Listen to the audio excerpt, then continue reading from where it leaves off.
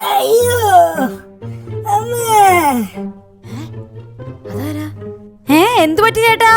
നടക്കാൻ വയ്യ, കാലുവേദനയാ, വിശന്നിട്ടും വയ്യ. 2 ദിവസമായി ആരും ഇതുവരെ തിരിഞ്ഞു നോക്കിയില്ല. ഞാൻ തിരിഞ്ഞു നോക്കി ചേട്ടാ, ഒന്നും കാണാനില്ലല്ലോ. ആ തിരിഞ്ഞു നോട്ടമല്ലടോ. ചേട്ടൻ വിഷമിക്കണ്ട, ഞങ്ങള് ഫുഡ് കൊണ്ടുതരാം. കഷ്ടായി പോയി. അതെ, 2 തവണ വയ്യാതെയായി. 2 തവണയോ? അതെ, നടക്കാൻ വയ്യ, വിശന്നിട്ടും വയ്യ. ചേട്ടാ, ദേ 4 മുട്ട 2 മീനും. Thank you. ഇതുപോലെ സഹായം വേണ്ടവർ ഇനിയും കാണും. അവരെ തിരിച്ചറിയാൻ ഒരു വഴി വേണം. നമുക്ക് അവരെ തിരിഞ്ഞു നോക്കാം.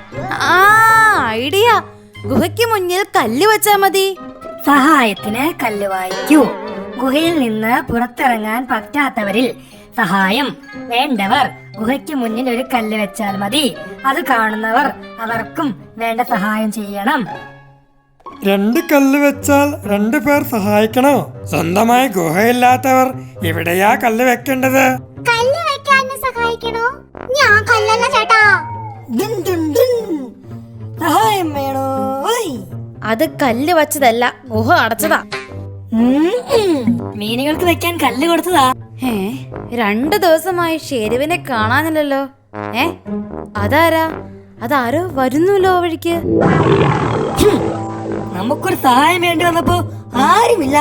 കാലിലെ മുറിവ് കാരണം ഗുഹയിൽ ഇരിപ്പായിരുന്നു. കല്ല് വെച്ചിട്ടും ആരും വന്നില്ല. താനും വന്നില്ലല്ലോ. ഞാൻ തിരക്കിലായിരുന്നു. ഷെരു, കാലിന് എന്തു പറ്റി?